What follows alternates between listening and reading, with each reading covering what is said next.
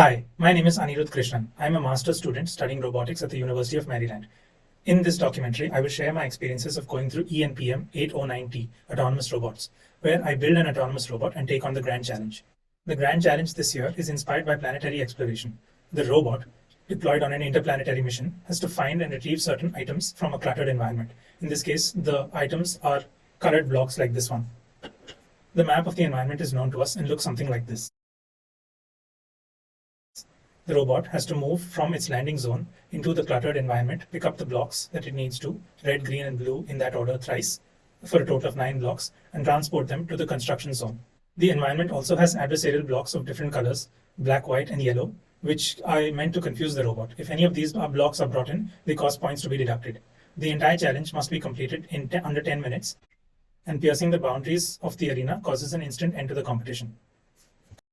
To take on this challenge, the robot needs to have several capabilities, which are summarized in this diagram. Broadly speaking, the robot needs to be able to perceive its environment, to be able to identify objects and detect boundaries. It then needs to be able to move up to blocks and pick them up. It needs to know how to set and reach target positions in the map and build a list of actions. Finally, it needs to know how far it's moved and where it is within the area.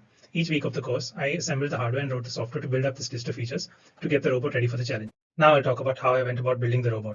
The robot is based on the DF Robots Baron platform. It has a metal chassis with 4 wheels. Each wheel has individual DC motor powering it.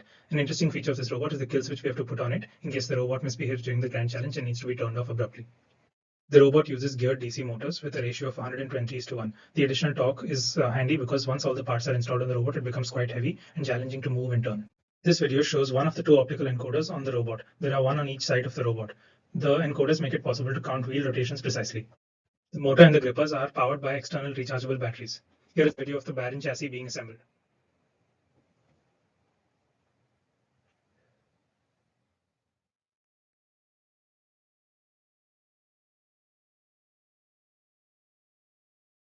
The main computer, a Raspberry Pi, is powered by this 5-volt USB power supply. I made some 3D prints to help with further assembly and to keep everything in place.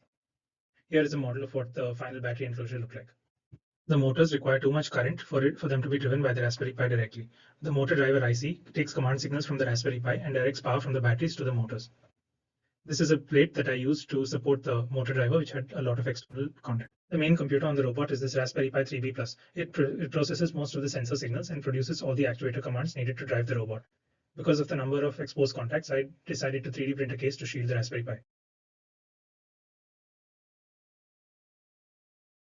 The robot uses an RGB camera as its primary vision sensor. This one is from the Raspberry Pi Foundation and is compatible with Raspberry Pi. The ultrasonic range sensor uses time of flight from ultrasonic pulses to gauge distance.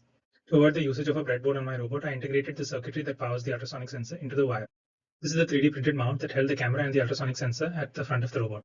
This is a time-lapse video of me assembling the components in the upper part of the Baron chassis.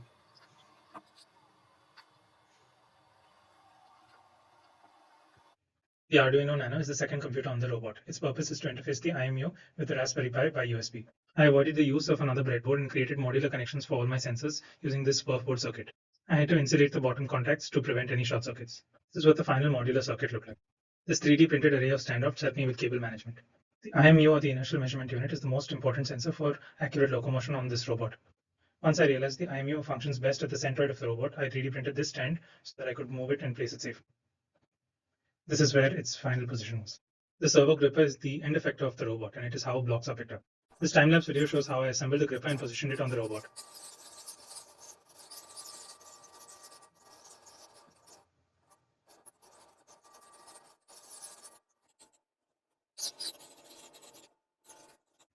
Because the gripper was suspended on 2 large standoffs, this additional 3D printed structure helps strengthen the gripper and prevent wobbling. This is a 360 view of what the robot looked like on challenge day. Now I'll tell you how I use the Python programming language and the hardware you just saw to build out the capabilities of the robot. Using the PyCamera Python library, I can get a continuous stream of images from the Raspberry Pi's camera with high computational efficiency. This application combines the Raspberry Pi camera with the ultrasonic sensor to look at an object and tell you how far it is. While it was fun to create, it was not practical for the Grand Challenge because of the cluttered nature of the environment.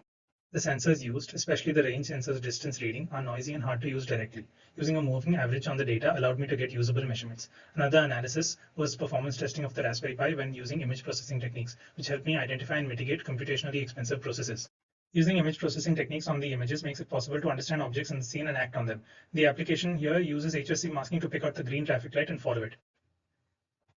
The next application isolates the arrow with masking similarly and uses corner detection and some basic geometry to identify the direction in which the arrow points. The motor driver IC makes it possible to control the direction of rotation using DC voltages. Instead of DC voltages, if I use a PWM signal, I can also control the speed of the motor. I use the Pygame programming library to read key presses continuously and teleoperate the robot.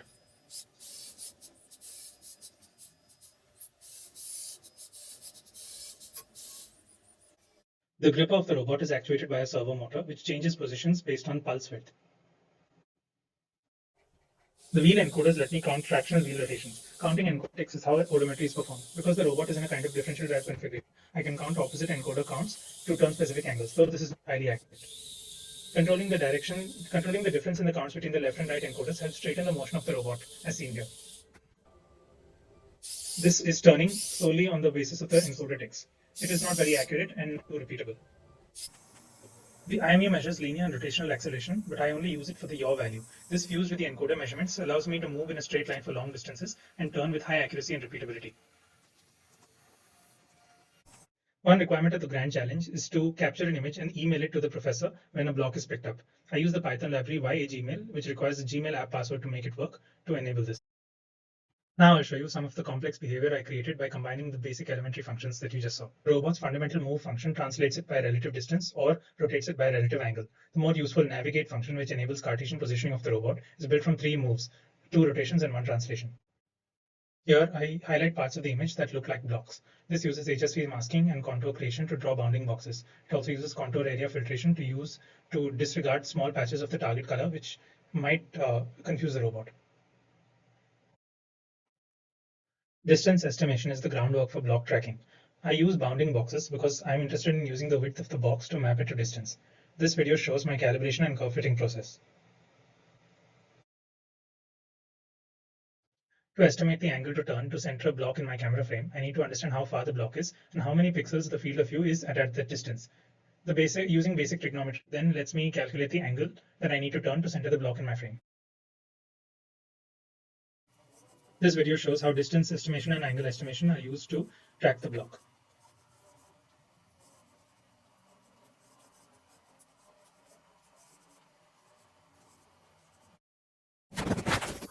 Once I'm able to follow the block in my frame, it's not too challenging to move to the block and pick it up now that the gripper and navigate functions are also.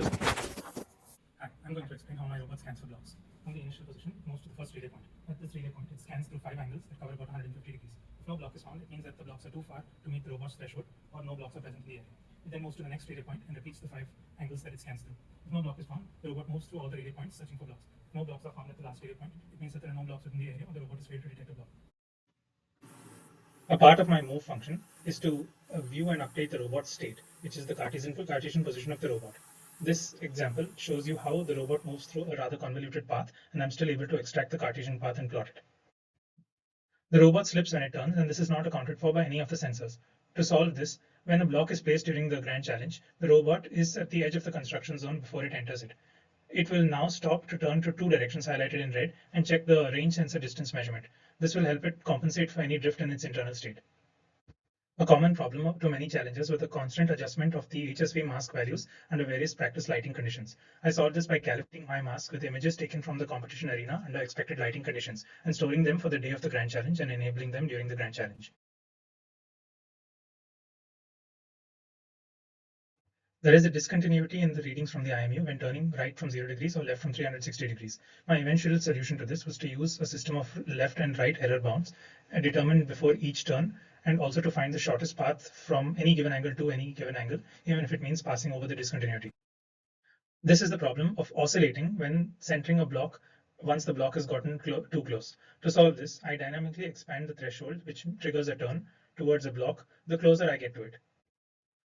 The IMU and range sensor have to be constantly polled to get values from them in real time. This causes their usage to be blocking to the main thread of the program. Using multi-threaded programming and object-oriented programming solves this, but introduces a hidden error which caused my range sensor to shut off during the grand challenge. If an error occurs in a thread, it will stay buried to the program end. This is my run through the grand challenge. My robot has a strategy of dealing with blocks that aren't the target block. it always picks the largest block that it sees. If the block that it has picked is indeed the block that it needs to continue the grand challenge, it will transport this block via a relay point into the construction zone. If the block that it sees is a friend block, which is a beneficial block but not the block it needs for that point in the grand challenge, it will place it in a safe zone. The safe zone is checked anytime the robot has to pick a new block. The adversarial blocks are not picked and are basically run through because their masks are not included in the block's vision. So at this point, my robot knocks down a block that it's trying to pick, and it goes into an infinite loop of trying to repick the block. Since a toppled block cannot be repicked, this is how my grand challenge ended.